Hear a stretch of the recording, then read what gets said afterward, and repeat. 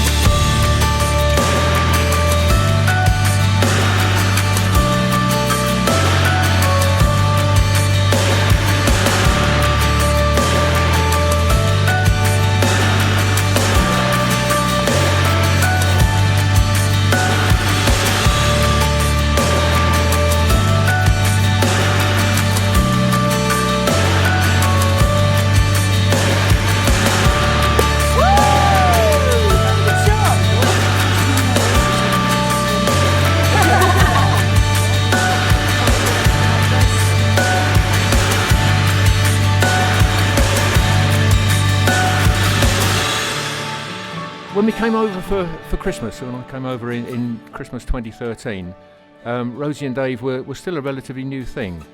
It was clear they're very fond of each other, but as parents, you have worries about your children's happiness. And Australia is a very long way away from home, and despite WhatsApp and Skype, we couldn't help but worry about her being out here on her own. So when we came out in January last year, it was very clear to us that Rosie wasn't out here on her own. She'd been welcomed into Dave's family. She was between jobs at the time and seemed to be running everybody's social calendar. But that seemed to make her quite popular. She was doing the school runs and meeting all the mums at the gym. And we met a lot of you at the engagement party. And it was clear she also had a strong group of friends. And we could relax knowing that she'd made a life for herself here, so very far from her initial home. And for that, Sue and I would like to thank all of you, not just for embracing Rosemary into your lives and your families, but for making us feel so welcome on our trips over here as well.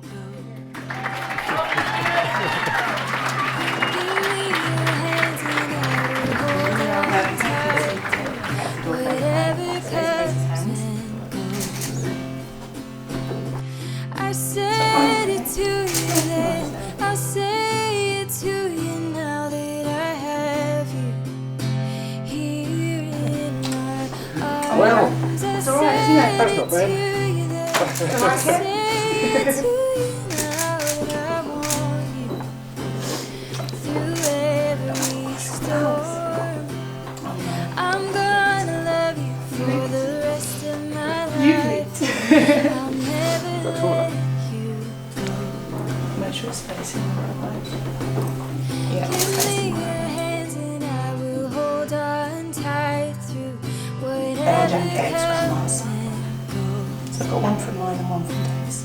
I love Perfect. Beautiful.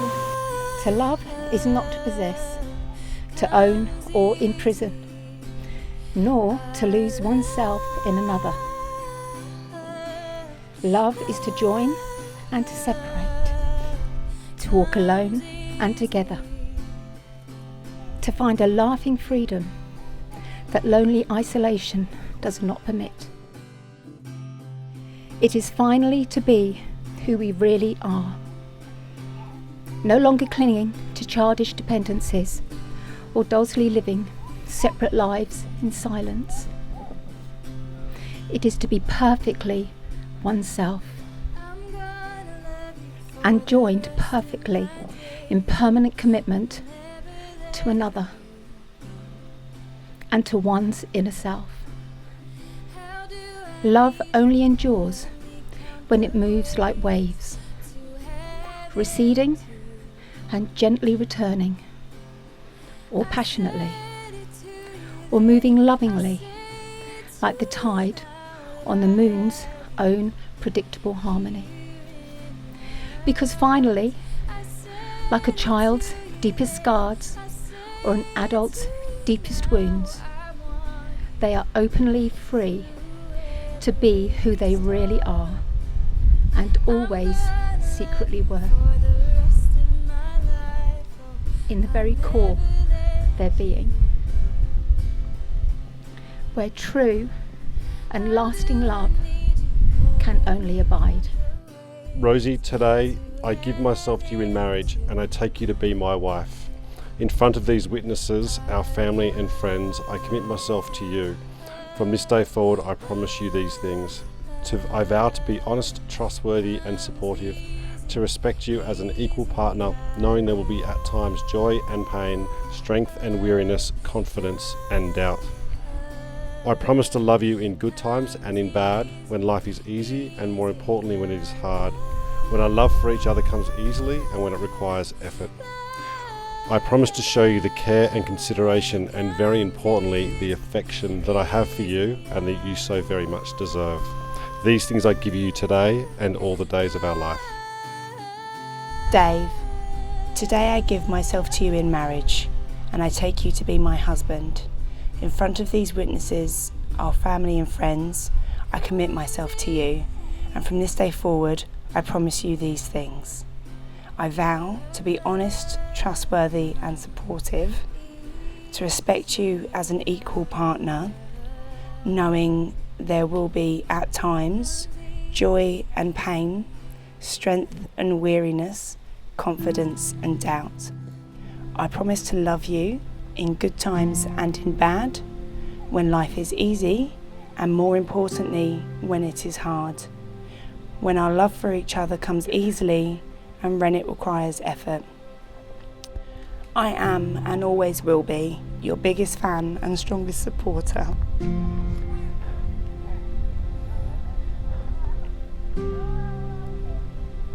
These things I give to you today and all the days of our life. Marriage is about becoming a team. You're going to spend the rest of your life learning about each other, and every now and then things blow up. But the beauty of marriage is that if you pick the right person and you both love each other, you will always figure out a way to get through it. You have built the foundations of your relationship, but this day you have made promises and given each a ring to acknowledge those promises publicly in front of your family and friends. So having witnessed those vows, I announce with great joy that you are husband and wife. You may kiss the bride.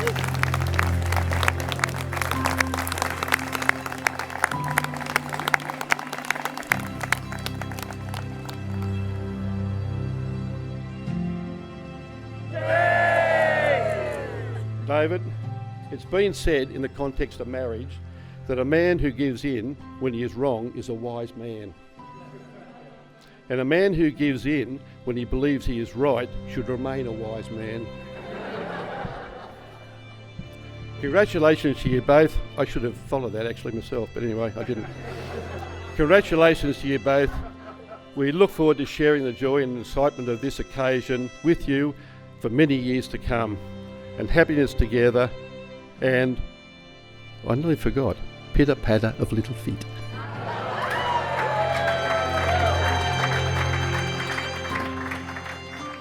Dave is a loyal person who always holds his head up high, and a friend you can always count on and trust. I remember when Dave called me and said he'd met Rosie. She was a little younger than him.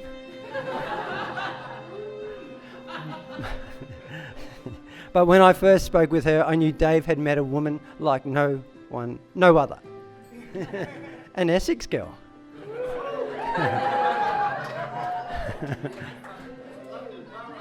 Far from it, Rosie. You have stepped up and been there for Maddie and taken this all within your stride. It takes a special person to do that, and I see why Dave would want to spend the rest of his life with you.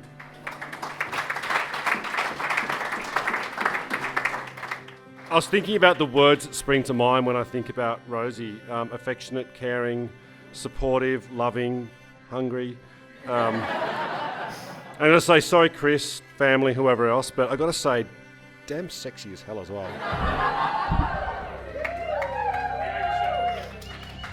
I've never known a person who's honestly been so supportive of me. Rosie is incredible at supporting me. She has belief in me that I need and that I want, even though sometimes it does border a little bit on the ridiculous.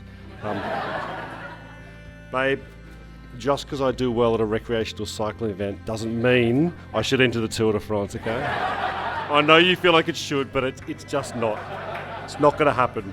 Oh, I thought of this the other day. So speaking of food, I've got a little riddle for you. What's the definition of dilemma? The definition of dilemma for Rosie is when I'm cooking dinner and I offer a hug. I mean, on one hand, I get a hug, but if I take that hug, dinner takes longer. But if I get dinner quicker, what do I do? You know, you have quickly become my best friend. I adore spending time with you. We have a lot of fun together, and I'm looking forward to where that takes us into the future.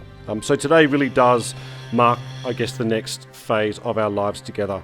I love you, Maria. I am so looking forward to diving straight into what that entails. Well, I was about to say it's a week away with our families in a share house on the South Coast, so not just yet.